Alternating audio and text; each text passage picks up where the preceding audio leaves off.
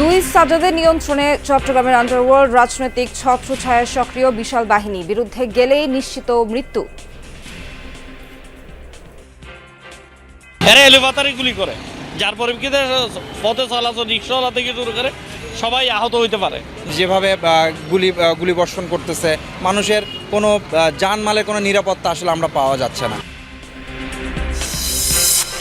ধানমন্ডিতে 5টি বিড়ালের চোখ খুবলে নেয়ার ঘটনায় দানা বাঁধছে রহস্য। সাইকোপ্যাথ কাণ্ডের শঙ্কা উড়িয়ে দিচ্ছে না পুলিশ ও মানসিক রোগ বিশেষজ্ঞরা। এই জায়গায় শুয়ে ছিল, তখন ওর খুব ক্লান্তর্ভিতে ছিল, চোখটা উড়ানো ছিল। অ্যানিমেল যারা, তারা যেহেতু খুব একটা পাওয়ারলেস, তারা ঠিক সেভাবে সে তার সাথে ডিফেন্ড করতে পারবে না। এই অবজেক্টের ক্ষেত্রেই হলো তারা তাদের এই নৃশংসতা করে মজা পায়। এলডিসিতে উত্তরণে সময় বাড়ানোর অনুরোধ করেনি সরকার। শিগগিরই ঢাকা আসছে জাতিসংঘের প্রতিনিধি দল। প্রেক্ষাপট বিবেচনায় নেয়ার তাগিদ ব্যবসায়ী বিশ্লেষকদের। আইপি প্রোটেকশন চলে যাবে আমাদের, এবং এটার ফলে অনেক ধরনের ওষুধের দাম সিগনিফিকেন্টলি বেড়ে যাবে। এগ্রিকালচারাল প্রোডাক্ট কিংবা অ্যাগ্রো প্রসেসিং, এগুলোতে একটা বড় ধরনের চাপ পড়বে। সময়কে সামনে রেখে যদি আপনি তার বাস্তবায়ন না করেন, তাহলে কিন্তু আসলে আমরা একই জায়গার মধ্যে, একই বৃত্তের মধ্যে ঘুরপাক খাই। নারায়ণগঞ্জ 5 আসনের মনোনয়ন নিয়ে বিএনপি তৃণমূলে ক্ষোভ। ওসমান পরিবারের সাথে মাসুদুজ্জামানের ছবি ভাইরাল। দেশে ফিরে সব অভিযোগের জবাব দেওয়ার ঘোষণা। সরকারি প্রাথমিক বিদ্যালয়ের শিক্ষকদের কর্মবিরতিতে ক্ষতিগ্রস্ত হচ্ছে কোটি শিক্ষার্থী। যৌক্তিক দাবিতেই কর্মসূচি, দাবি আন্দোলনকারীদের।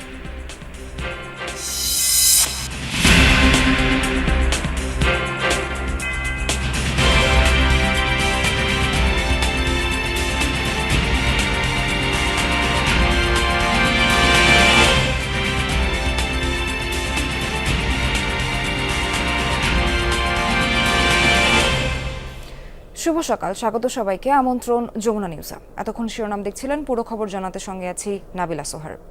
বড় সাজ্জাদ বিদেশে, ছোট সাজ্জাদ কারাগারে, অথচ চট্টগ্রামে আন্ডারওয়ার্ল্ডের অন্যতম নিয়ন্ত্রক এই দুই সাজ্জাদ। গুরু শিষ্যের বিরুদ্ধে গেলেই নিশ্চিত মৃত্যু, যার সর্বশেষ প্রমাণ সরোয়ার বাবলা হত্যাকাণ্ড। অন্ধকার জগতে এখন তাদের একচ্ছত্র আধিপত্য। আছে রাজনৈতিক ছত্রছায়া, অস্ত্র ভাণ্ডার ও বিশাল বাহিনী, যারা শহর ও বিভিন্ন উপজেলায় সক্রিয়।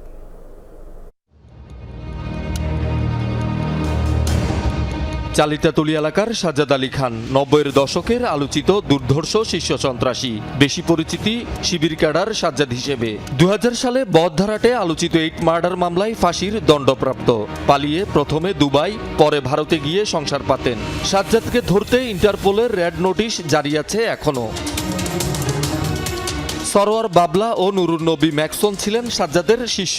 2011 সালে অস্ত্রসহ গ্রেপ্তার হন দুজনেই। 2017 সালে মুক্তি পেয়ে চলে যান কাতারে। সেখানেও জেল খাটা বাবলাকে দেশে ফেরত পাঠালে 2020 সালে বিমানবন্দরে গ্রেপ্তার হন। 4 বছর জেল খেটে বের হয়ে 2024 সালে 27 জুলাই আবার গ্রেপ্তার হন বাবলা। 5 আগস্টের পর জামিনে মুক্তি পান। বিদেশে অবস্থানরত সাজ্জাদের সাথে বিরোধের জেরে আলাদা বাহিনী গড়েছিলেন সরোয়ার বাবলা। তখন সাজ্জাদের সেকেন্ড ইন কমান্ড হন ছোট সাজ্জাদ ওরফে বুড়ির নাতি।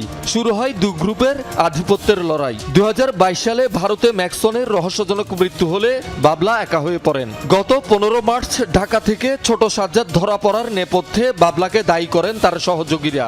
এরপর দুদফা বাবলাকে গুলি করে হত্যা চেষ্টা ব্যর্থ হলে গত 5 নভেম্বর তৃতীয়বারে এসে সফল হয় খুনিরা।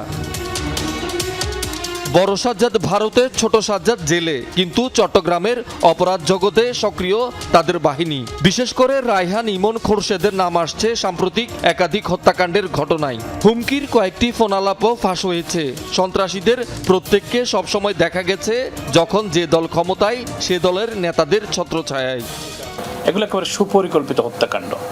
এটা জেলখানার ভিতর থেকে পরিকল্পনা হইতে পারে, দেশের বাইরে থেকেও হতে পারে। এগুলো খতিয়ে দেখে পুলিশের জন্য, র্যাবের জন্য কোনো বিষয় নয়। তাদের কাছে এগুলো ফাইল আছে, তারা জানে কোত্থেকে কারা এই ঘটনা ঘটাচ্ছে।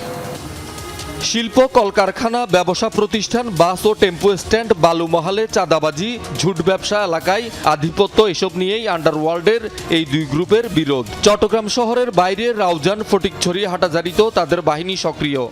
তারা কী পরিমাণ দুর্বিনীত হয়েছে, কী পরিমাণ অদম্য হয়েছে, দুঃসাহসী হয়েছে, তারা প্রশাসন থেকে শুরু করে বাংলাদেশ সরকারকে চুল পরিমাণ কেয়ারই করছে না। এই ফ্রাঙ্কেনস্টাইনগুলোকে কিন্তু বানিয়েছে কারা? এই দলগুলোই বানিয়েছে। দুই গ্রুপের আধিপত্যের লড়াই প্রকাশ্যে অস্ত্রবাজি ও দ্বন্দ্ব সংঘাতের জেরে ঘটছে একের পর এক হত্যাকাণ্ড। এরা এলোপাতারি গুলি করে, যার পরিপ্রেক্ষিতে পথে চলাচল রিক্সাওয়ালা থেকে শুরু করে সবাই আহত হইতে পারে, যে কেউ গুলিবিদ্ধ হইতে পারে। এখানে সেখানে যেভাবে গুলি বর্ষণ করতেছে, মানুষের কোনো জানমালের কোনো নিরাপত্তা আসলে আমরা পাওয়া যাচ্ছে না। ওরা কেন অস্ত্র নিয়ে এভাবে ওপেনে তারা গুলি করবে?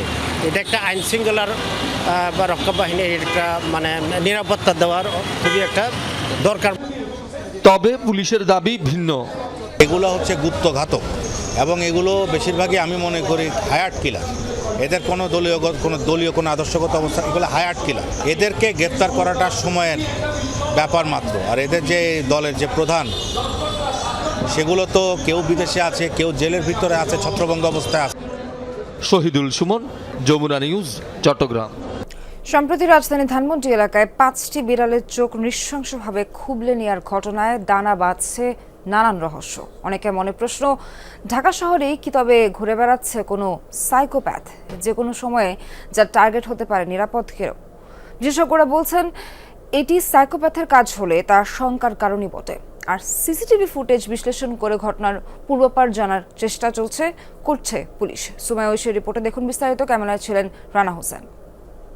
গত 30 নভেম্বর থেকে 2 অক্টোবর পর্যন্ত এই ধানমন্ডি লেকের তাকুয়া মসজিদ থেকে রবীন্দ্র সরোবরের যে অঞ্চলটা, এই অঞ্চলে 5টি বিড়ালকে পাওয়া যায় যাদের চোখ খুবলে নেয়া। এই নিয়ে থানায় অভিযোগ হয়েছে এবং তদন্ত শুরু হয়েছে। তবে প্রশ্ন হচ্ছে এই ঘটনার মোটিভ নিয়ে। এই জায়গাটায় শুয়ে ছিল, তখন ওর মানে খুব ক্লান্তর্বিতে ছিল, চোখটা উড়ানো ছিল। ধানমন্ডি লেকের পার্কিং এর দায়িত্বে আছেন আলামিন মুন্সি।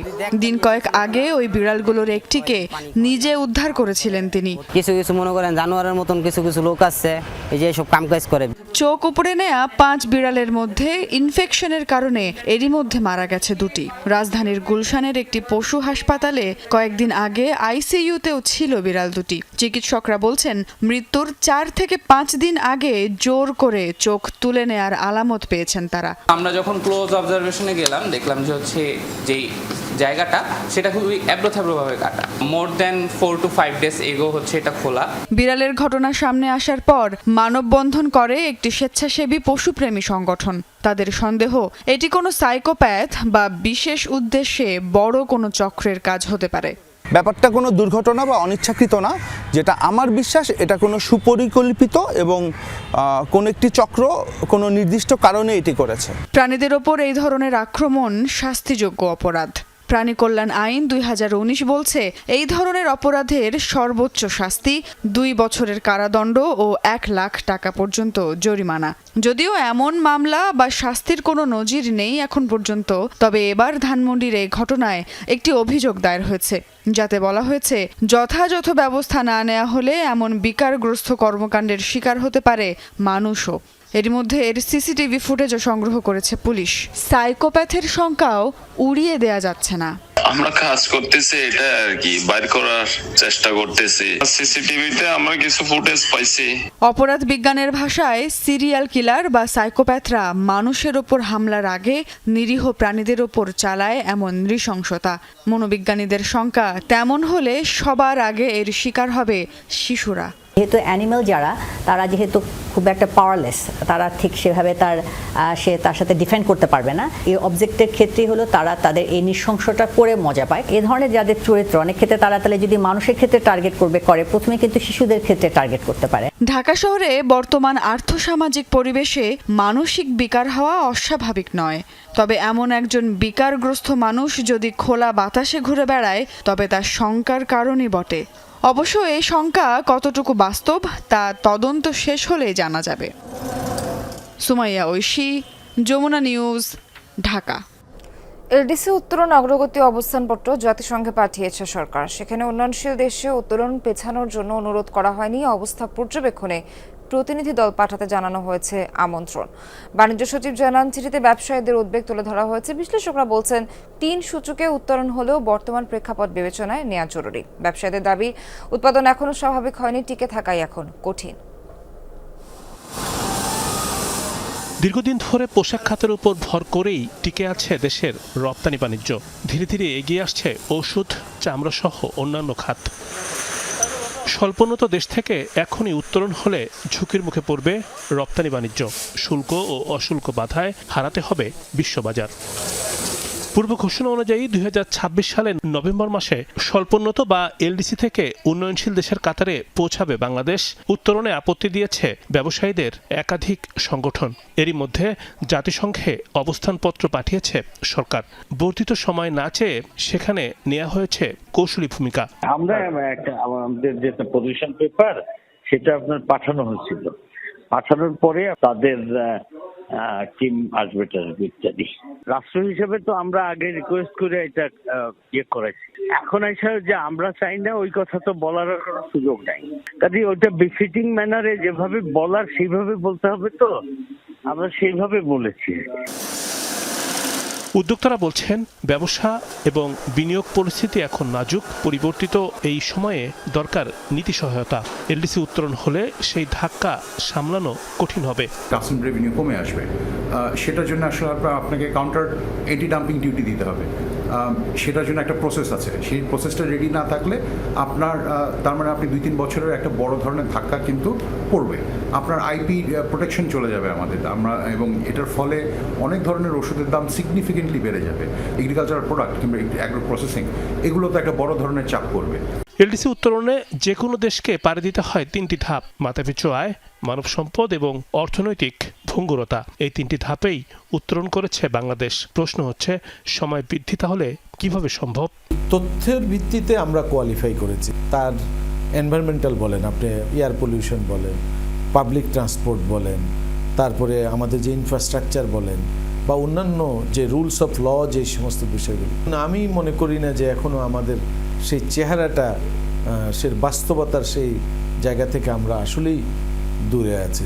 উত্তরণে যদি বাড়তি সময় পাওয়া যায়, সেই সময়ে নিতে হবে যথাযথ প্রস্তুতি। রোডম্যাপ ধরে করতে হবে খাতোয়ারি সংস্কার। এর আগে 24-এ হওয়ার কথা ছিল, কিন্তু আমরা 2 বছর সময় কিন্তু পেয়েছি, কিন্তু সেই অনুযায়ী কিন্তু আমরা আসলে অগ্রগতিটা আমাদের সেরকম হয়নি। এখনও আপনি যদি সময় দেওয়া হয়, কিন্তু সময়কে সামনে রেখে যদি আপনি তার বাস্তবায়ন না করেন, তাহলে কিন্তু আসলে আমরা একই জায়গার মধ্যে, একই বৃত্তের মধ্যে ঘুরপাক খাব। বাংলাদেশের অগ্রগতি পর্যবেক্ষণে ঢাকায় আসছে জাতিসংঘের প্রতিনিধি দল।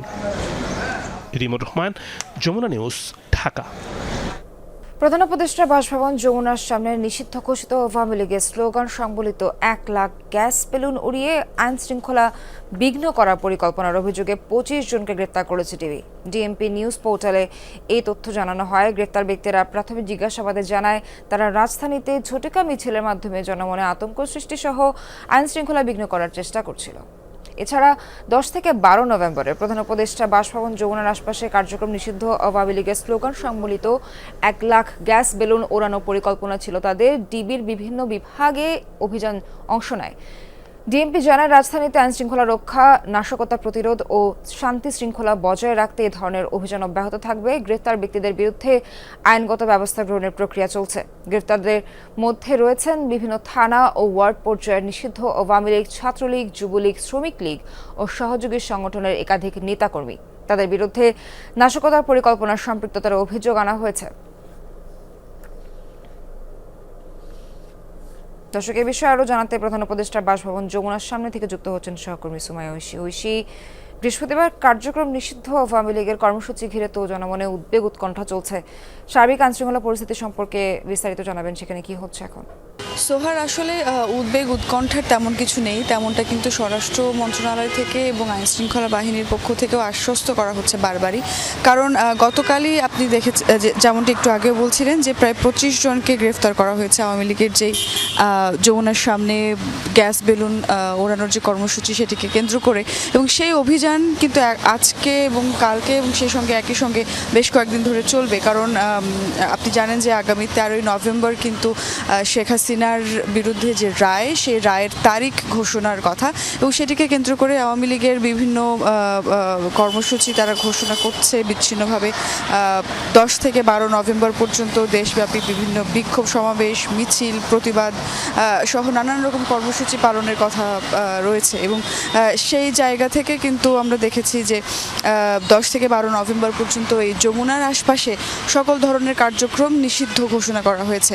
এবং একই সঙ্গে আমরা কিন্তু দেখছি যে 13 তারিখ যেই লকডাউন ঘোষণা করেছে আওয়ামী লীগ, সেই লকডাউন ঘোষণার বিরুদ্ধে, অর্থাৎ সেটির যাতে কোনো বিশৃঙ্খল ঘটনা না ঘটতে পারে সেজন্য আসলে আইনশৃঙ্খলা বাহিনীও ব্যাপকভাবে তৎপর রয়েছে। গতকাল এই নিয়ে কিন্তু স্বরাষ্ট্র মন্ত্রণালয়ের আইনশৃঙ্খলা সংক্রান্ত যে কোর কমিটি, সেখানে একটি সভা অনুষ্ঠিত হয়েছে। সেখান থেকেই কিন্তু নির্দেশনা দেওয়া হয়েছে যে যাতে করে এই ধরনের কার্যক্রম নিয়ে যারা মাঠে নামবে সঙ্গে সঙ্গে তাদেরকে যাতে গ্রেফতার করা হয়, এবং একই সঙ্গে কঠোর নিরাপত্তা ব্যবস্থায় পুরো রাজধানী শহরের বিভিন্ন জায়গায় সকল আইনশৃঙ্খলা বাহিনী যারা আছেন তারা সতর্ক থাকবেন, সেই নির্দেশনা দেওয়া হয়েছে।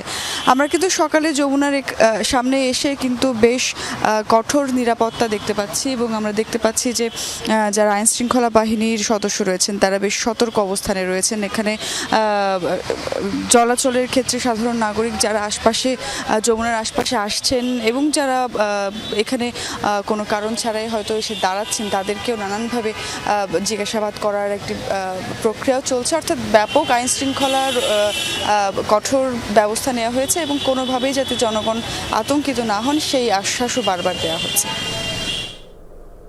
ঐশী, আপনাকে অনেক ধন্যবাদ। নারায়ণগঞ্জ 5 আসনে বিএনপির মনোনয়ন নিয়ে তৃণমূলে দেখা দিয়েছে অসন্তোষ। তাদের অভিযোগ, বিগত সময়ে আওয়ামী লীগ নেতাদের সাথে মিলেমিশে ব্যবসা বাণিজ্য করেছেন দল মনোনীত প্রার্থী মাসুদুজ্জামান মাসুদ। ওসমান পরিবারের সদস্য ও আওয়ামী লীগ নেতাদের সাথে ঘনিষ্ঠ ছবি ভাইরাল হয়েছে সামাজিক যোগাযোগ মাধ্যমে। সদ্য দলে যোগ দেয়া একজন ব্যবসায়ীকে মনোনয়ন দেওয়ার সিদ্ধান্ত নিয়ে প্রশ্ন তুলেছেন নেতাকর্মীরা। তবে বিএনপি মনোনীত প্রার্থীর দাবি, ওসমান পরিবার ভয় ভীতি দেখিয়ে বিভিন্ন অনুষ্ঠানে যেতে বাধ্য করত তাকে। সদর আর বন্দর উপজেলা নিয়ে নারায়ণগঞ্জ 5 আসন। আসন্ন জাতীয় সংসদ নির্বাচনে আসনটিতে বিএনপির মনোনয়ন পেয়েছেন ব্যবসায়ী মাসুদুজ্জামান মাসুদ। চলতি বছরের সেপ্টেম্বরে বিএনপির যুগ্ম মহাসচিব রুহুল কবির রিজভীর হাতে ফুলের তোড়া দিয়ে দলটিতে আনুষ্ঠানিকভাবে যোগ দেন মাসুদুজ্জামান। দলে যোগ দিয়েই একাধিকবারের এমপি আবুল কালাম সহ বড় বড় নেতাদের টেক্কা দিয়ে পেয়েছেন দলের মনোনয়ন। তবে শুরুতেই পড়েছেন বিতর্কের মুখে। ওসমান পরিবার ও আওয়ামী লীগের নেতাদের সাথে তার ঘনিষ্ঠ ছবি ঘুরছে সামাজিক যোগাযোগ মাধ্যমে। স্থানীয় বিএনপি নেতাকর্মীদের অভিযোগ, রাজনৈতিক পট পরিবর্তনের আগ পর্যন্ত আওয়ামী লীগ নেতাদের সাথে মিলেমিশে ব্যবসা করেছেন মাসুদুজ্জামান। সোশ্যাল মিডিয়া খুললেই দেখবেন এদের ছবি আওয়ামী লীগের এমন কোনো লোকের সাথে নাই তার সাথে সংযোগ। এখন আমরা কিভাবে রাজপথের কর্মীরা মেনে নেই? শামীম ওসমানের সাথে, যে সেলিম ওসমানের সাথে, যে আজমির ওসমানের সাথে রেয়াজও করে নারায়ণগঞ্জে বিভিন্ন সময় বিভিন্ন কাজকর্ম আকাম কুকাম করছে। সেই লোকেকে আজকে কিভাবে তারা পাইলো, আমরা তৃণমূলে যারা আছি তারা এটা মেনে নিতে পারছি না। উনি যদি 5ই আগস্টের সময় আমাদের সঙ্গে থাকতেন, আমরা ওয়েলকাম জানাতাম। আপনাকে নিয়ে দেশ গর্ব, আপনাকে নিয়ে নারায়ণগঞ্জ গর্ব, আপনাকে তো তখন আমরা পাই নাই। দলীয় মনোনয়নের সিদ্ধান্তে অসন্তোষ দেখা দিয়েছে বিএনপির তৃণমূলে। দুঃসময়ে নেতাকর্মীদের পাশে ছিলেন এমন কাউকে ধানের শীষ প্রতীক দেওয়ার দাবি তাদের। আন্দোলন সংগ্রাম করেছে, আমরা এরকম একটা ব্যক্তিকে আশা করেছিলাম। দলে 17 বছর যে কর্মীরা মাঠে ছিল সেই কর্মীদের মূল্যায়ন হতো। আমরা আশা রাখি কেন্দ্র যথাযথ মূল্যায়ন করবে, তার প্রতিফলন হবে। এখন আমরা আশা আছি পরিবর্তন হবে ইনশাআল্লাহ। তবে বিএনপি মনোনীত প্রার্থীর দাবি ওসমান পরিবার সহ আওয়ামী লীগ নেতারা ভয়ভীতি দেখিয়ে বিভিন্ন অনুষ্ঠানে যেতে বাধ্য করত তাকে। ব্যবসা টিকিয়ে রাখতেই যেতে হতো সেসব অনুষ্ঠানে। সেলিম ওসমান উনি আমাকে রিং করে যে 11 নম্বর ওয়ার্ডে যাব, তোমাকে থাকতে হইব। আমার এই দলের সাথে কোনো যোগাযোগ নাই, আমি কেন আপনার এখানে যাব? এই সেলিম ওসমান আমার বাপকে রিং দেয়, আমার সম্বন্ধে অনেক কিছু বলে এবং এক রকমের হুমকি। বাধ্য হয়ে একটা অনুষ্ঠানে আমি এখানে উপস্থিত হয়েছিলাম। বর্তমানে দেশের বাইরে অবস্থান করছেন ব্যবসায়ী মাসুদুজ্জামান। দেশে ফিরে সংবাদ সম্মেলন করে সব অভিযোগের জবাব দেবেন বলেও জানিয়েছেন তিনি। জাহিদ হাসান, যমুনা নিউজ। শিক্ষাঙ্গনে বারবার আন্দোলনের ফলে ব্যাহত হচ্ছে শিক্ষার্থীদের পাঠ। 3 দফা দাবিতে প্রাথমিক বিদ্যালয়ের শিক্ষকদের কর্মবিরতি স্থগিত করার ঘোষণা এলেও ধিমে তালে চলছে পড়াশোনা। এ ধরনের অস্থিরতা শিক্ষার্থীদের মানসিক বিকাশে চাপের সৃষ্টি করছে বলছেন অভিভাবকেরা। যদিও শিক্ষকরা বলছেন যৌক্তিক দাবিতেই আন্দোলনে ছিলেন তারা। ফেনী থেকে আরও জানাচ্ছেন সহকর্মী আরিফুর রহমান। জিসান ফেনী পাইলট আদর্শ সরকারি প্রাথমিক বিদ্যালয়ের 4র্থ শ্রেণীর শিক্ষার্থী। স্কুলে এসে জানতে পারে ক্লাস নেবেন না শিক্ষকরা। জিসানের মতো অবস্থা দেশের কোটি শিক্ষার্থীর। বার্ষিক পরীক্ষার আগে পাঠদান না হওয়ায় সিলেবাস শেষ হওয়া নিয়ে শঙ্কায় তারা। শিক্ষকদের দাবির ন্যায্যতা নিয়ে প্রশ্ন না তুললেও তাদের কর্মসূচি নিয়ে ক্ষুব্ধ অভিভাবকরা। বলছেন চলতি বছরের শুরুতে বই পৌঁছায়নি হাতে হাতে। 26 ফেব্রুয়ারি থেকে 6 এপ্রিল পর্যন্ত বন্ধ থাকায় দেখা মেলেনি শিক্ষক শিক্ষার্থীর। মে মাস জুড়ে ছিল শিক্ষকদের কর্মবিরতি। ঈদুল আজহা ও গ্রীষ্মকালীন ছুটিতে ক্লাস হয়নি জুনে। সেপ্টেম্বরে পূজাসহ আরও কিছু বন্ধের কারণে বেশিরভাগ সময় হয়নি পাঠদান। 8 নভেম্বর আবারও ডাকা হয় কর্মবিরতি। এই বছরের 8 মাসেরও বেশি সময় শিক্ষা থেকে ক্ষতিগ্রস্ত হওয়ায় উদ্বিগ্ন অভিভাবকরা। শিক্ষকরা এই বেতন জেনেও তো এই পেশায় এসেছে, তাহলে কর্মবিরতির নামে কেন এই শিক্ষা ব্যবস্থাকে এভাবে ধ্বংস করতেছে ওরা? আমার মেয়েটা ক্লাস 5-এ পড়ে, কিন্তু পাঠদানটা ঠিক মতো না হওয়ার কারণে অনেক ক্ষতিগ্রস্ত হচ্ছে। বাচ্চাদের তো পড়ালেখার বছরের শেষ, পরীক্ষা সামনে আছে, এই অবস্থায় এটা বন্ধ রাখা ঠিক না। শিক্ষকরা বলছেন তাদের আন্দোলন যৌক্তিক, তবে শিক্ষার্থীদের ক্ষতির বিষয়টিও স্বীকার করেছেন তারা। যেখানে আমার জীবনমান দরিদ্র সীমার নিচে, আমি যে বেতন পাই সেটা আমাকে যে একটা মানসম্মত জীবন লিড করার জন্য আমাকে যে একটা অনুভূতি দেবে, শক্তি দেবে, সেটা আমি পাই না। আমাদের বেতন বৈষম্য, আমাদের মর্যাদার বৈষম্য, এই বৈষম্যগুলো দূর করার জন্য আমাদের এই আন্দোলন। সরকারি প্রাথমিক বিদ্যালয়ে পাঠদান বন্ধ থাকলেও ইবতেদায়ী, নুরানি ও হাফেজিয়া মাদ্রাসাগুলোতে যথানিয়মে চলছে পাঠদান। বাংলাদেশ মাদ্রাসা শিক্ষা বোর্ডের অধীনে আমরা আছি, যার কারণে আমাদের কোনো কর্মবিরতি নেই, আমাদের যথারীতি ক্লাস চলছে, আমরা ক্লাস পরিচালনা করছি। শিক্ষার্থীদের জিম্মি করে আন্দোলনকারী শিক্ষকদের বিরুদ্ধে ব্যবস্থা নেওয়া হবে বলে জানালেন শিক্ষা অফিসার। কারা কারা কর্মবিরতি করতেছে আমরা মনিটর করতেছি উপজেলা শিক্ষা অফিসারদের মাধ্যমে। আমরা আশা করি বিকালের মধ্যে তথ্য পেয়ে যাব কারা কারা করছে। আর কি পরবর্তীতে আমরা আমাদের অথরিটিকে জানাবো, অথরিটি ডিসিশন নেবে। জেলায় সরকারি প্রাথমিক বিদ্যালয় 560টি, শিক্ষার্থীর সংখ্যা 1,71,946 জন, শিক্ষক রয়েছেন 3,338 জন। আরিফুর রহমান, যমুনা নিউজ, ফেনী। ডোনাল্ড ট্রাম্পের ভাষণ সম্পাদনা ঘিরে সৃষ্ট সমালোচনার জেরে পদত্যাগ করেছেন বিবিসির মহাপরিচালক টিম ডেভি এবং বার্তা প্রধান ডেবোরা টার্সন। গাজা সহ আরও কয়েকটি ইস্যুতেও পক্ষপাতমূলক সংবাদ প্রচারের অভিযোগ উঠেছে ব্রিটিশ সংবাদ মাধ্যমটির বিরুদ্ধে। ভুল স্বীকার করে বিবৃতিও দিয়েছেন টিম এবং ডেবোরা। বিবিসির সাবেক এক উপদেষ্টা বিবিসির বিরুদ্ধে পক্ষপাতের অভিযোগ করার পরই এই ইস্যুতে উত্তেজনা ছড়ায়। এছাড়া আরেক ব্রিটিশ গণমাধ্যম টেলিগ্রাফ বিবিসির একটি নথি প্রকাশ করে। সেখানে জানা যায় প্যানোরামা তথ্যচিত্রে ট্রাম্পের বক্তব্যের অংশবিশেষ জোড়া লাগিয়ে ব্যবহার করেছিল বিবিসি। গত বছর নির্বাচনের 1 সপ্তাহ আগে প্রচার করা হয় তথ্যচিত্রটি। ভাষণ সম্পাদনার পর এমন দাঁড়ায় যে ট্রাম্প সবাইকে ক্যাপিটাল হিলে যেতে বলেছেন এবং নিজেকেও সেখানে যুক্ত হয়ে লড়াই করবেন বলে জানিয়েছেন। মাত্র 58 বর্গ কিলোমিটার আয়তনের বরিশাল সিটি কর্পোরেশনের নাগরিক সমস্যার অন্ত নেই। সিটি কর্পোরেশনে উন্নীত হওয়ার 23 বছরে পূরণ হয়নি বেশিরভাগ নাগরিক চাহিদা। ঠিকমতো বেতন পান না খোদ নগর ভবনের কর্মকর্তা কর্মচারীরা। অথচ এসব সীমাবদ্ধতার মধ্যে পর্যটন এলাকা কুয়াকাটায় শত কোটি টাকার রিসোর্ট নির্মাণ করতে যাচ্ছে সিটি কর্পোরেশন কর্তৃপক্ষ। এর মধ্যে কয়েক একর জমি কিনতে পত্রিকায় বিজ্ঞপ্তিও দিয়েছে নগর প্রশাসন। তাদের এই কর্মকাণ্ডকে উচ্চাভিলাষী বলছে সচেতন মহল। এই স্থাপনাটি বরিশাল সিটি কর্পোরেশনের প্রধান কেন্দ্র নগর ভবন। ভবনটির সামনের অংশ যতটা চাকচিক্য, ভিতরটা ততটাই নড়বড়ে। ঝুঁকি নিয়ে প্রতিদিন কর্মকর্তা কর্মচারী সহ সেবা প্রত্যাশীদের যাতায়াত এই ভবনে। 1990 সালে নির্মিত পৌর ভবনে 2002 সালে শুরু হয় বরিশাল সিটি কর্পোরেশনের কার্যক্রম। একাধিকবার মেরামত করা হলেও প্রায়ই খসে পড়ছে পলেস্তারা। এত গেল নগর ভবনের চিত্র। নগরীর অবস্থা আরও করুন। বেহাল রাস্তাঘাট, ড্রেনেজ ব্যবস্থা, ভারী বৃষ্টিতে হাঁটু জল, উন্মুক্ত ভাগাড়ে ময়লার পাহাড়, নেই সুয়ারেজ ব্যবস্থা। মশায় অতিষ্ঠ নগরবাসী ভুগছে বিশুদ্ধ পানির সংকটে। সবচেয়ে বেশি দুর্ভোগে বর্ধিত অংশের মানুষ। এত শত নাগরিক ভোগান্তির মাঝে কুয়াকাটায় রিসোর্ট নির্মাণে শত কোটি টাকার বিলাসী প্রকল্প হাতে নিয়েছে নগর প্রশাসন। সিটি কর্পোরেশনের যে নিজস্ব রাজস্ব আয়, সেই আয় দিয়ে তার অফিসের যে খরচ, নিয়মিত যে খরচ, সেটাই সামাল দেওয়া কঠিন। যে কোনো উন্নয়ন কাজ করার জন্য তাকে গভর্নমেন্টের উপর নির্ভরশীল হতে হয়।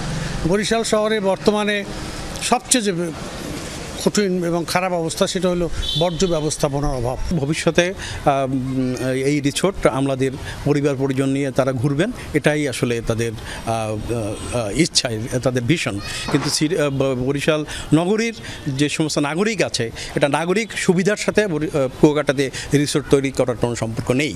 সাবেক মেয়র ও মেয়র প্রার্থীদের মতে কুয়াকাটায় রিসোর্ট নির্মাণের পরিকল্পনা সময়োপযোগী নয়। নির্বাচিত জনপ্রতিনিধি থাকলে এমন সিদ্ধান্ত নিতে পারতেন না বলেও মন্তব্য করেন তারা।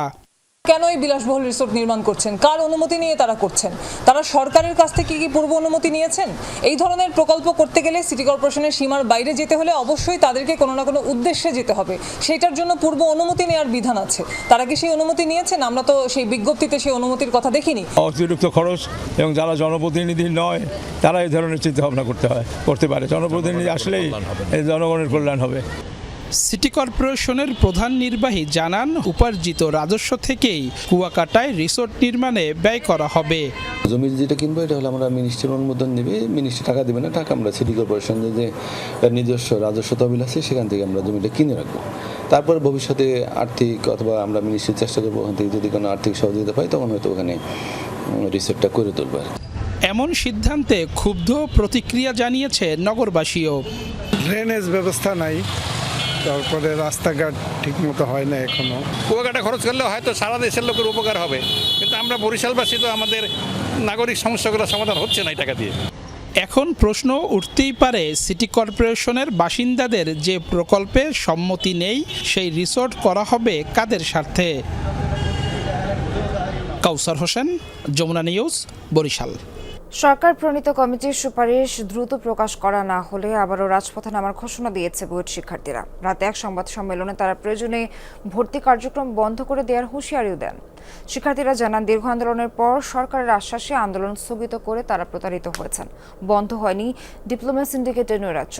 এতে অধিকার বঞ্চিত হচ্ছে 3 লাখেরও বেশি বিএসসি ইঞ্জিনিয়ার। সরকার প্রণীত কমিটির 1 মাসের মধ্যে সুপারিশ রিপোর্ট প্রকাশের কথা থাকলেও 3 মাসেও তা প্রকাশ করা হয়নি।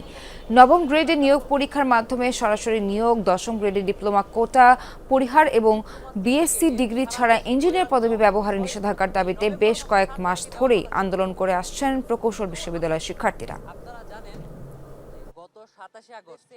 সরকার যদি আমাদের অধিকার দিতে ব্যর্থ হয় তাহলে বলে দেখ, সারা দেশের সকল ইঞ্জিনিয়ারিং ইউনিভার্সিটি বন্ধ করে দেখ, আমাদের অ্যাডমিশন বন্ধ করে দেখ। আমরা সরকারের উপর আস্থা রাখতে চাই। যত দ্রুত সম্ভব আমাদের ন্যায্য অধিকারের ব্যাপারে যে কমিটি গঠন করা হয়েছে সেখান থেকে যে রিপোর্ট প্রিপেয়ারও করা হয়েছে সেই রিপোর্টটা যত দ্রুত সম্ভব পাবলিশ করতে অনুরোধ করব আমরা। যদি না হয় তাহলে এমন কোনো পরিস্থিতি সৃষ্টি হলে তার দায় সম্পূর্ণ সরকারকে নিতে হবে। প্রকৃতিতে দেখা দিয়েছে শীতের আমেজ, কুয়াশার চাদর মুড়ে নেমে আসছে ভোর। এ বিষয়ে আরও জানাতে চুয়াডাঙ্গা থেকে যুক্ত হচ্ছেন সহকর্মী জিসান আহমেদ। জিসান, প্রকৃতিতে তো শীতের আগমনী বার্তা, সকালের চিত্র কেমন দেখেছেন? ভোরে কি কুয়াশা দেখতে পেয়েছেন কিনা? সোহার, বলাই যায় যে প্রকৃতিতে শীতের আমেজ বেশ লক্ষণীয়। আমরা যখন সকালে চুয়াডাঙ্গার বিভিন্ন গ্রামগুলো ঘুরে দেখছিলাম, কুয়াশার চাদরে মোড়ানো ছিল চারপাশ, ঘাসের ডগায় জমা ছিল শিশির বিন্দু এবং হিমশীতল বাতাস জানান দিচ্ছিল শীত এসেছে। এবং আমরা দেখেছিলাম সকাল এবং সন্ধ্যায় জনসাধারণ অর্থাৎ সাধারণ মানুষ কিন্তু আসলে গরম কাপড় পরিধান করে ঘর থেকে বাইরে বের হয়েছে। এই সবগুলো বিষয় থেকেই বোঝা যায় আসলে শীতের যেই উপস্থিতি কিংবা শীতের যে আমেজ বেশ জোরে সোরেই চুয়াডাঙ্গাতে বোঝা যাচ্ছে, অনুভব করা যাচ্ছে। এর মধ্যে গতকাল চুয়াডাঙ্গা জেলার সর্বনিম্ন তাপমাত্রা রেকর্ড করা হয়েছিল 16.9 ডিগ্রি সেলসিয়াস। আজ ভোর 6টার সময় চুয়াডাঙ্গার তাপমাত্রা রেকর্ড করা হয়েছে 17.9 ডিগ্রি সেলসিয়াস, অর্থাৎ 9টার সময় সেই তাপমাত্রার পারদ আরও কিছুটা হ্রাস পেতে পারে বলে জানিয়েছে আবহাওয়া অফিস। আবহাওয়া অফিসের পক্ষ থেকে যে পূর্বাভাস রয়েছে, এই হিমশীতল বাতাসের কারণে কিন্তু শীতের অনুভূতি বেশ আগেভাগেই অনুভূত হচ্ছে এবং এরকম পরিস্থিতি কিছুদিন থাকতে পারে। আগামী সপ্তাহে তাপমাত্রা কিছুটা বাড়তে পারে, তাপমাত্রা কিছুটা বাড়লে তারপরে সপ্তাহে আরও কিছুটা কমতে পারে এমন পূর্বাভাস রয়েছে। একদিকে শীত যেমন উৎসবের উপভোগ্যের, অন্যদিকে কিন্তু বেশ অস্বস্তিকর, কেননা এই হঠাৎ ঠান্ডা এবং হঠাৎ গরমের কারণে শিশু এবং বৃদ্ধরা নানা ধরনের রোগে আক্রান্ত হচ্ছেন এবং চুয়াডাঙ্গা সদর হাসপাতাল সহ বিভিন্ন চিকিৎসা কেন্দ্রে তারা চিকিৎসা নিচ্ছেন। ঠিক এই সময়টিতে আসলে চিকিৎসকরা নানা ধরনের পরামর্শ দিচ্ছেন, যেমন রাতে ঠান্ডা, দিনে গরম। এই পরিবেশের কারণে কিন্তু যেসব রোগবালাইগুলো রয়েছে সেই রোগবালাই থেকে বাঁচার জন্য নানা ধরনের পরামর্শ অব্যাহত রেখেছেন চিকিৎসকরা। সোহার, জিসান, আপনাকে ধন্যবাদ। পেঁয়াজের বাজারে স্বস্তি ফেরাতে আমদানি পরামর্শ দিচ্ছে ট্যারিফ কমিশনে। 1 সপ্তাহের মধ্যে দাম না কমলে আমদানির অনুমোদনের কথা জানান বাণিজ্য উপদেষ্টাও। এদিকে বিদেশ থেকে পেঁয়াজ আনতে চান ব্যবসায়ীরাও, যোগাযোগ শুরু করেছে সরকারি দপ্তরে। পেঁয়াজের বাজারে অস্থিরতা চলছেই। 2 সপ্তাহের ব্যবধানে প্রতি কেজির দর স্পর্শ করে শতকের ঘর। পেঁয়াজের বাজার আসলে হঠাৎ করে অনেক বেশি, হঠাৎ করে এইভাবে দাম বেড়ে গেলে আমাদের তো মনে করেন যে ক্রয়ের মনে করেন সবসময় এটা আমাদের লাগে। আমরা গরিব মানুষ, পেঁয়াজের দাম যদি এত হতে থাকে আমরা কিনবো কিভাবে আর খাবো কিভাবে? হঠাৎ দাম বেশি হয়েছে, কামাই নাই, রোজগার নাই, কিভাবে পেঁয়াজ কিনবো আমরা? দাম একটু কমালে ভালো হয়। কৃষক বলছেন এখন আর মজুদ নেই তাদের কাছে। অভিযোগ, এই সুযোগে মধ্যস্বত্বভোগীরা নিয়ন্ত্রণ করছে বাজার। আমি মুর কাটা লাগাইছি হচ্ছে 1 পাহে, এটা উঠবে আর মাস 10 পরে। আমরা কিনতেছি, আজকে খুচরা কিনলাম 100 টাকা কেজি, বাজারে রপ্তানি কম, এই কারণে পেঁয়াজের দাম বাড়তে যাচ্ছে। চড়া দাম ভাবিয়ে তুলছে সরকারকেও। আমদানির মাধ্যমে বাজার স্থিতিশীল করার সুপারিশ বাংলাদেশ ট্রেড অ্যান্ড ট্যারিফ কমিশনের। রোববার বাণিজ্য উপদেষ্টাও জানান, 1 সপ্তাহের মধ্যে দাম না কমলে অনুমোদন দেয়া হবে আমদানির। যদি বাজারের মূল্য আমরা দেখি প্রয়োজন সব অনুযায়ী না কমে, আমরা এই আমদানি অনুমোদন ইস্যু করে দিব। পেঁয়াজ আমদানিতে এরই মধ্যে প্রস্তুতি নিচ্ছেন ব্যবসায়ীরাও। আবেদন করেছেন 2800 জন আমদানিকারক। পেঁয়াজের বিষয়টা নিয়ে আমি অনেকবার আমদানিকারক থেকে চিঠি দিছি, অবগত করছি যে এটা হচ্ছে আমদানি টুকটাকটা চালু থাকলে কি হবে, দেশেরটা বাড়াবে, আমদানিও থাকবে। আগে থেকে যদি পারমিট দিত ওই 50 টাকা 40 টাকায় কেজি থাকতো, এই জন্য পেঁয়াজগুলো আমাদের শর্ট হয়ে যেত না। ওখান থেকে পেঁয়াজ 250 গাড়ি 100 গাড়ি প্রতিদিন আসতো। নির্দেশনা পেলে আমদানিতে সকল রকম সহায়তার আশ্বাস, উদ্ভিদ সঙ্গ নিরোধের। আমদানি শুরু হলে আমাদের যে কার্যক্রম, পেঁয়াজগুলো দ্রুততার সহিত খালাস করতে যে সহযোগিতা করা দরকার অফিসিয়ালভাবে, আমরা সেগুলো করব। সবশেষ 31 আগস্ট অল্প পরিসরে পেঁয়াজ আমদানি করা হয়েছিল। হুমায়ুন রশিদ, যমুনা নিউজ, ঢাকা। মেহেরপুর সদর উপজেলার রাজনগর গ্রামে পদ্মফুল তুলতে গিয়ে একই পরিবারের 4 মেয়ের মৃত্যুতে এলাকা জুড়ে শোকের ছায়া নেমে এসেছে। শনিবার বিকেলে মুসুরি ভাজা বিল এলাকায় দুর্ঘটনা ঘটে। অনেক খোঁজাখুঁজির পরে সন্ধ্যায় তাদের মরদেহ উদ্ধার করা হয়। প্রথমে স্থানীয়রা 3 জনের মরদেহ উদ্ধার করে, এরপর ফায়ার সার্ভিস আরও 1 জনের মরদেহ উদ্ধার করে। পানিতে ডুবে মৃত্যুর হাত থেকে রক্ষায় শিশুদের সাঁতার শেখানোর জন্য প্রয়োজনীয় উদ্যোগ নেওয়ার আহ্বান জেলা প্রশাসনের।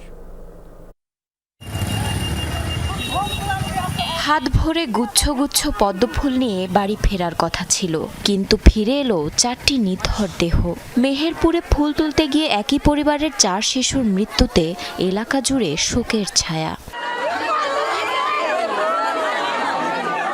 একই পরিবারের 3 ভাইয়ের 4 মেয়ে ফাতেমা, আফিয়া, আলিয়া আর মিম। প্রত্যক্ষদর্শীরা জানান পদ্মফুল তোলার জন্য শনিবার বিকেলে দল বেঁধে মেহেরপুর সদরের রাজনগর গ্রামের মসুরি ভাজা বিলে যায় তারা। ফুল তুলতে বিলের পাড়ে নামলে সেখানে গভীর গর্তে ডুবে যায় একজন।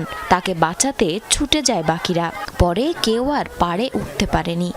কারণ আমি গেলাম কি যাতে লোকজন সব ইশারায় মেয়ে ডাকাতে তুললে আসছে। 2টার দিকে গেছে, এদিকে 4টের দিকে এরকম খোঁজ করে আর দেখা যাচ্ছে যে আসছে না, দেখে দেখা পরে কি পানি মেরে থেকে পড়ে তুলেছে নাকি।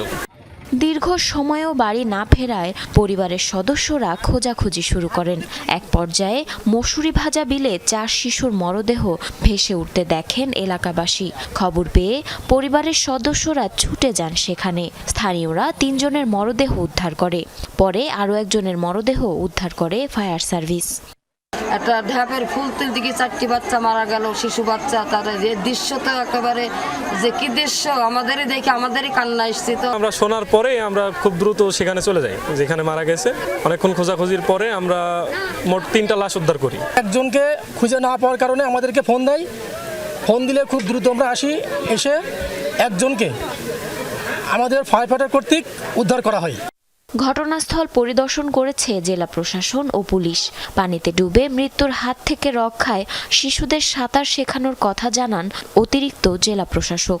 এই এলাকা সহ এই জেলার সকল বাচ্চাদের জন্য সাঁতার প্রশিক্ষণ নেয় এবং সাঁতার শিখে এই জন্য আমরা স্থানীয় ব্যক্তিবর্গদের সহযোগিতা কামনা করছি। মৃত শিশুরা হলো রাজনগর গ্রামের আব্দুল সামাদের 2 মেয়ে 12 বছর বয়সী আফিয়া খাতুন ও 14 বছর বয়সী ফাতেমা খাতুন, সামাদের বড় ভাই সাহারুল ইসলামের মেয়ে 12 বছর বয়সী আলিয়া খাতুন ও সামাদের চাচাতো ভাই ইসহাক আলীর মেয়ে 12 বছর বয়সী মিম আক্তার। তারা সবাই স্থানীয় বিদ্যালয়ের শিক্ষার্থী। জারিন অর্নি, যমুনা নিউজ।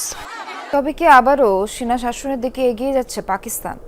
দেশটিতে সংবিধানের 27তম সংশোধনী ঘিরে উঠছে এমন প্রশ্ন। সেখানে সর্বোচ্চ ক্ষমতা দেয়া হয়েছে সেনাপ্রধানকে। বিশ্লেষকদের সংখ্যা সিদ্ধান্তটি বাস্তবায়ন হলে ঝুঁকিতে পড়বে গণতন্ত্র। অভ্যন্তরীণ রাজনীতিতে সেনাবাহিনীর হস্তক্ষেপ বাড়বে আরও। বিশ্লেষকরা বলছেন এতে করে কার্যকারিতা হারাবে রাজনৈতিক প্রতিষ্ঠানগুলো, হুমকির মুখে পড়বে পাকিস্তানের গণতন্ত্র।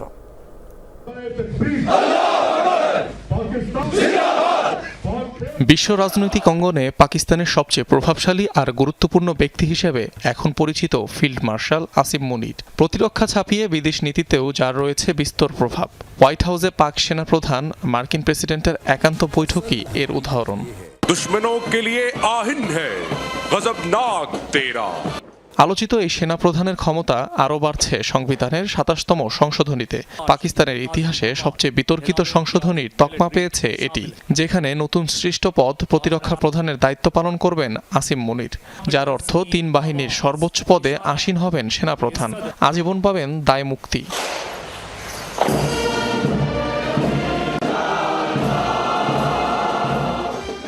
প্রতিরক্ষা প্রধানের বিশেষ এই ক্ষমতা বলে ভঙ্গুর গণতন্ত্র থেকে পুরোদস্তুর সামরিক শাসনের দিকে চলে যেতে পারে পাকিস্তান, এমন মত বিশেষজ্ঞদের। দাবি ধীরে ধীরে সামরিক শক্তির প্রভাব আরও বৃদ্ধি পাবে দেশটিতে। এমনকি কার্যত অচল হয়ে পড়ার শঙ্কা রয়েছে গণতান্ত্রিক প্রতিষ্ঠানগুলোর। বিমান ও নৌবাহিনীর ওপর কর্তৃত্বপ্রাপ্ত একজন সেনা কর্মকর্তাকে প্রতিরক্ষা প্রধান হিসেবে নিয়োগ করা প্রাতিষ্ঠানিক ভারসাম্যহীনতার সম্ভাব্য বিপর্যয় ছাড়া কিছু না। সংশোধনীটি প্রতিরক্ষা কাঠামো শক্তিশালী করার পরিবর্তে নির্দিষ্ট ব্যক্তির উপকারের জন্য তৈরি করা হয়েছে বলেই মনে হচ্ছে। সংশোধনীর মাধ্যমে পাকিস্তানের রাজনীতিতে সেনাবাহিনীর প্রভাব সাংবিধানিক বৈধতা পাচ্ছে, যা দেশের অভ্যন্তরে সামরিক কর্তৃত্বকে আরও গভীর প্রাতিষ্ঠানিক রূপ দেবে। ফলে প্রতিটি ক্ষেত্রেই নাক গলাতে পারবে সেনাবাহিনী, এমন শঙ্কাও বিশেষজ্ঞদের। স্বয়ং যুক্তরাষ্ট্রে জয়েন্ট চিফদের নিরঙ্কুশ ক্ষমতা থাকে না। এভাবে সংবিধান সংশোধন করে সামরিক কর্মকর্তাদের আজীবন সুরক্ষা দেওয়া বেসামরিক কর্তৃত্বের নীতিকেই নষ্ট করে দেবে। যদিও পাকিস্তানের রাজনীতিতে সেনা প্রভাব নতুন নয়, স্বাধীনতা পরবর্তী সময় থেকেই দেশটির রাজনীতি সেনা ছায়ায় আচ্ছন্ন। সামরিক অভ্যুত্থান ঘটিয়ে আইয়ুব খান থেকে শুরু করে জিয়াউল হক আর পারভেজ মুশারফের মতো আলোচিত সেনা কর্মকর্তারা যার নজির রেখেছেন। অনিক রহমান, যমুনা নিউজ। এবার সুপার টাইফুন ফাংং তাণ্ডব চালিয়েছে ফিলিপাইনের উত্তরাঞ্চলে। পর্যন্ত 2 জনের মৃত্যুর খবর পাওয়া গেছে। রোববার স্থানীয় সময় রাত 9:10 সবচেয়ে জনবহুল দ্বীপ লুজনে আঘাত হানে। এটি অগ্রভাগ ছিল অরোরা প্রদেশে। টাইফুনের কেন্দ্রে বাতাসের গতিবেগ ঘন্টা 185 কিলোমিটার, ঘন্টায় সর্বোচ্চ 230 কিলোমিটার পর্যন্ত গতিতে চালিয়েছে তাণ্ডব। রাত 2টার দিকে শক্তিমত্তা কিছুটা হারিয়ে পাড়ি দেয় লা ইউনিয়ন অঞ্চল, এরপর রওনা দেয় উত্তর পশ্চিমাঞ্চলের দিকে। বুধবার তাইওয়ানের ওপর দিয়ে যাওয়ার কথা টাইফুন ফাং ওং এর লুজন দ্বীপে শনিবার সন্ধ্যা থেকে দমকা হাওয়া সহ ভারী বৃষ্টিপাত শুরু হয়। নিরাপদ স্থানে সরিয়ে নেওয়া হয় 9 লাখের বেশি মানুষকে। বন্ধ ঘোষণা করা হয় একাধিক বিমানবন্দর, বাতিল করা হয় 300 ফ্লাইট। এর আগে টাইফুন কালমেঘির তাণ্ডবে ব্যাপক ধ্বংসযজ্ঞের শিকার হয় ফিলিপাইন, প্রাণহানির শিকার হয় প্রায় 200 মানুষ। নেত্রকোনার কেন্দুয়ায় অনুষ্ঠিত হয়েছে ঐতিহ্যবাহী কিচ্ছা উৎসব। উপজেলা প্রশাসন ও সাংস্কৃতিক সংগঠন সর্বস্বর এর যৌথ আয়োজনে গ্রাম বাংলার কিচ্ছা পালার এই আয়োজনে অংশ নেন দেশের বিভিন্ন প্রান্তের অন্তত 15 জন খ্যাতনামা বয়াতি ও তাদের দল। আকাশ সংস্কৃতি রুখতে ও এ ধরনের আয়োজন অব্যাহত রাখার দাবি জানান স্থানীয়রা।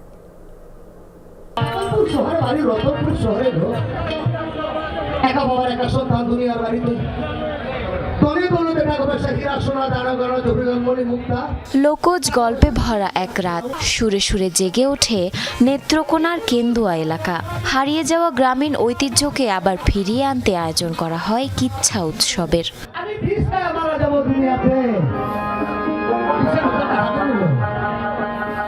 কেন্দুয়ার জয় হরিস প্রায় সরকারি উচ্চ বিদ্যালয় মাঠে শনিবার সকাল থেকে শুরু হয়ে সারা রাত চলে এই উৎসব। উপজেলা প্রশাসন ও সাংস্কৃতিক সংগঠন সর্বস্বরের যৌথ উদ্যোগে দেশের নানা প্রান্তের অন্তত 15 জন খ্যাতনামা বয়াতি ও তাদের দল গিয়ে শোনান মানুষের গল্প, জীবনের গল্প।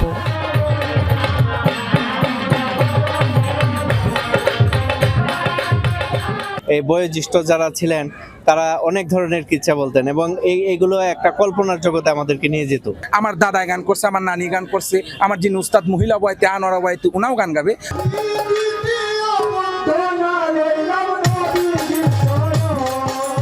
আয়োজকরা বলছেন এটি শুধু বিনোদনের উৎসব নয়, তরুণ প্রজন্মকে লোক সংস্কৃতির সাথে পরিচিত করার এক বড় উদ্যোগ, যেখানে চোখে দেখা যায় বাংলা ঐতিহ্যের এক বাস্তব রূপ। এমন ব্যতিক্রমী আয়োজনে খুশি দেখতে আসা লোকজন।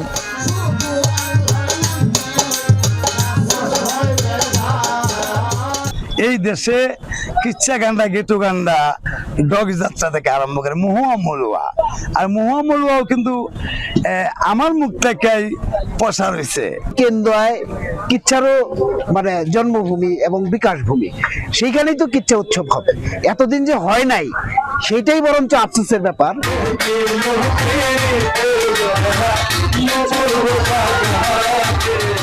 গ্রাম বাংলার হারিয়ে যাওয়া লোকজ সংস্কৃতিকে জিইয়ে রাখতে এ ধরনের আয়োজন বলে জানিয়েছেন প্রশাসনের এই কর্মকর্তা।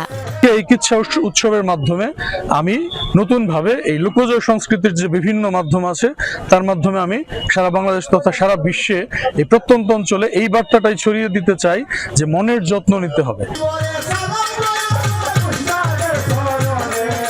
কিচ্ছা উৎসবে পালা পরিবেশন করেন কুদ্দুস বয়াতি, মনসুর বয়াতি, হামিদ বয়াতি, শামীম বয়াতি সহ আরো অনেকে।